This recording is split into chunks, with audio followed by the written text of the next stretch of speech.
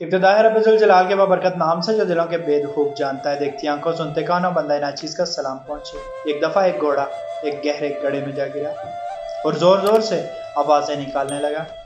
घोड़े का मालिक किसान था जो किनारे पर खड़ा उसे बचाने की तरकीबें सोच रहा था।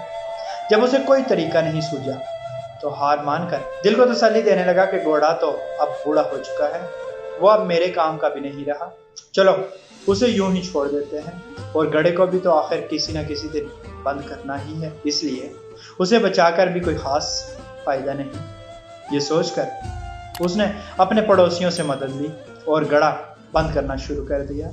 सबके हाथ में एक एक बेलचा था जिससे वो मट्टी, बजरी और कूड़ा करकट घड़े में डाल रहे थे। घोड़ा इस सूरत हाल से बहुत परेशान हुआ। उसने और तेज आवाज निकालनी शुरू कर दी। कुछ ही लम्हे बाद घोड़ा बिल्कुल खामोश सा हो गया।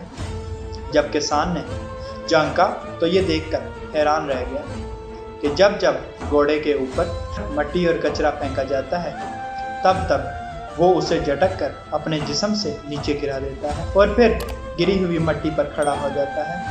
ये सिलसिला काफी देर तक चलता रहा।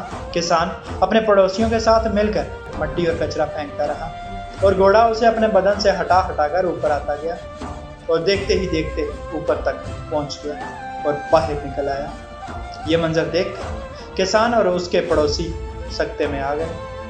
जिंदगी में हमारे साथ भी ऐसे वाकयात रोनुमा हो सकते हैं। हमारे ऊपर कचरा उछाला जाए, हमारी किरदार कुशी की जाए, हमारे दामन को दागदार किया जाए, हमें तनो तशनी का निशाना बनाया जाए, लेकिन गंदगी के इस गड्ढे से बचने का तरीका यह नहीं कि हम उन गुलाजतों की तह में दफन होकर रह जाएं, बल्कि हमें इन बेकार की चीज़ों का मुकाबला करते हुए ऊपर की तरफ और आगे की सिमत बढ़ते रहना है। जिंदगी में हमें जो भी मुश्किलात पैदा आती हैं वो पत्थरों की तरह होती हैं, मगर ये हमारी अकल पर मुनहसर है कि आया हम हार मानकर उनके नीचे दब जाएं या उनके ऊपर चढ़कर मुश्किल के कुएं से बाहर आने की तरकीब करें।